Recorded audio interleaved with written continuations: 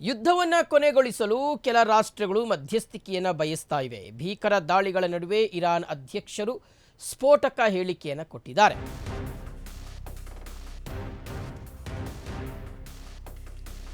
ಯುದ್ಧವನ್ನು ಕೊನೆಗೊಳಿಸೋದಕ್ಕೆ ಕೆಲ ರಾಷ್ಟ್ರಗಳು ಮಧ್ಯಸ್ಥಿಕೆಯನ್ನು ಬಯಸ್ತಾ ಇವೆ. ಭೀಕರ ದಾಳಿಗಳ ನಡುವೆ ಇರಾನ್ ಅಧ್ಯಕ್ಷರು ಸ್ಫೋಟಕ ಹೇಳಿಕೆಯನ್ನು ಕೊಟ್ಟಿದ್ದಾರೆ.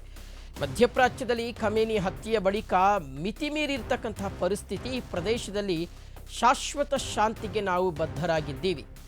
ನಮ್ಮ ದೇಶದ ಘನತೆ, ಸಾರ್ವಭೌಮತ್ವವನ್ನು ರಕ್ಷಿಸಲು ನಾವು ಹಿಂಜರಿಯೋದಿಲ್ಲ. ಯುದ್ಧದ ಬೆಂಕಿ ಹೊತ್ತಿಸಿದವರ ಕಡೆಗೆ ಮಧ್ಯಸ್ಥಿಕೆ ಪ್ರಯತ್ನಗಳನ್ನು ನಿರ್ದೇಶಿಸಬೇಕು. ಭೀಕರ ದಾಳಿಗಳ ನಡುವೆ ಇರಾನ್ ಅಧ್ಯಕ್ಷರು ಈ ಒಂದು ಹೇಳಿಕೆಯನ್ನು ಕೊಟ್ಟಿದ್ದಾರೆ. ಅಲ್ಲಿಗೆ ಎಲ್ಲೋ ಒಂದು ಕಡೆ ಇರಾನ್ ತನ್ನ ಶಸ್ತ್ರಾಸ್ತ್ರಗಳನ್ನು ತ್ಯಾಗ ಮಾಡಬಹುದಾ ಅನ್ನುವ ಅನುಮಾನ ಮೂಡ್ತಾ ಇದೆ.